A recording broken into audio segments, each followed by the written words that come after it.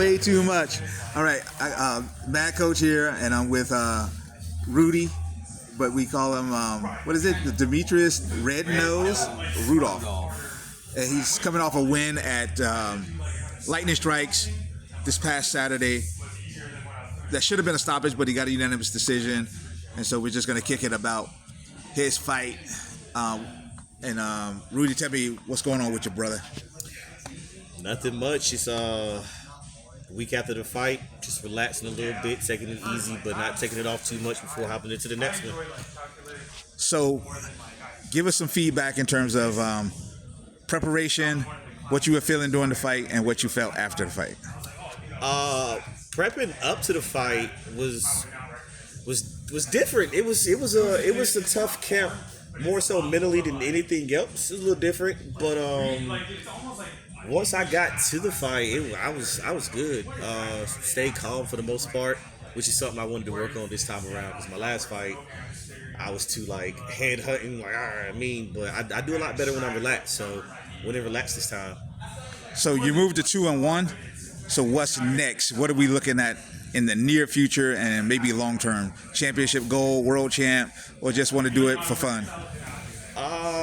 I'm definitely doing it for fun, but I also would love to get a championship and eventually go pro. Just have a positive pro record and teach after that. When I can't fight anymore, just pass it down to the next generation. That's what I want overall. Give me some background in terms of your martial arts training, overall boxing, kickboxing, MMA, Jiu Jitsu, whatever. And have you always been here at Schell?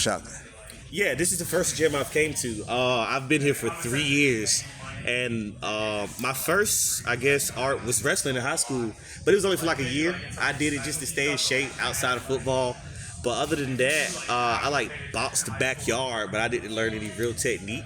So this is my first real martial art, Muay Thai, that is, you know what I'm saying? So I'll probably stick with it. I do want to get some ground game going to step into the cage, so I gotta get on those mats over there and get my skills up so I can hop in the cage. So how instrumental has the Shell Shock family been to you? Everything. Anything that I need or want or don't even know that I need is here. Very good atmosphere, very friendly, very helpful during fight camps, even very unselfish gym is the best way to put it. Absolutely. So let's get into the mental aspects of the game. What are those intangibles that you find difficult to deal with, and how do you deal with them? What does intangible mean?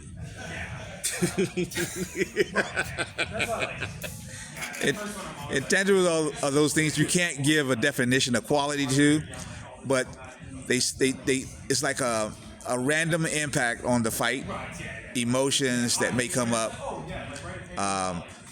emotional responses like crying, laughing uncontrollably, any of these things that kind of impact you during camp, that you don't know where the emotions come from, even your thoughts, changing your thoughts, having doubts about yourself. These are the intangibles that fighters can't see, your coaches can't see, and nobody really knows about unless you tell them about it. I went through a little bit of that. I think the fight prior to this was more emotional. So this time around, I kind of, was used to it a little bit more. But it was tough. Very humbling experiences. But overall, I felt good. I tried to stay calm and just trust my training more than anything else. And I think that worked out. Just try to clear my head and just come in, deal with that day, worry about the next day.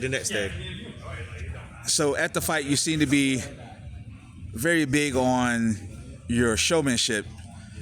Where does that come from, and how do you think that helps anybody who follows you?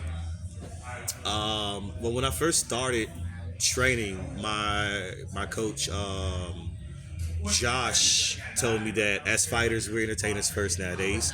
And so that's something that I've been trying to work on, because I feel like I got the personality, you know what I mean? But they don't know that. So just got to show it to them. And I felt more myself this time because, like I said, I stayed calm and it just worked out. It just happened. So Samantha Schell was yelling at you to bully your opponent. How did it feel to really be the smaller guy, but you were the stronger guy? It felt good. Yeah, it just felt good. It felt like he couldn't do anything to me that I haven't already dealt with during fight camp or with any of my other training partners or anything. So it was nice to be able to have that reassurance. Yeah, I remember my man Sessi over at Team Rock kept telling you to get on the inside. You're an amazing inside fighter. How was he able to help you? And it seemed like it worked. It seemed like you believed in your inside game this time. Yeah, he really actually helped me out more than he realizes. He gave me some confidence by letting me know, hey, bro, you're good at this, do this, and worked it with me. And I just kept that in my head and kept the confidence and carried it out through the rest of the fight and the fight camp. Any other gyms you trained at during the camp? Yeah, I went down to Team Rock. Every time I go down there, them boys, they sharp. It's always a humbling experience, but it's always a good experience. Great work down there, and it's always fun. I always leave knowing that I'm better than I was the day before because the work that we got put in. 36 chambers. I like 36 chambers. I've been there a few times for the open mats, and I got some good work, some good looks that I wasn't used to. I feel like their style was different. I can't really recall exactly what the style was at the moment, but it was just a different style. So it was a nice look to get out there and see different looks. Gotcha. So other than the push, the pace, what is the most frustrating part about training? And any training partners you want to shout out here at Shell Shock that helped you?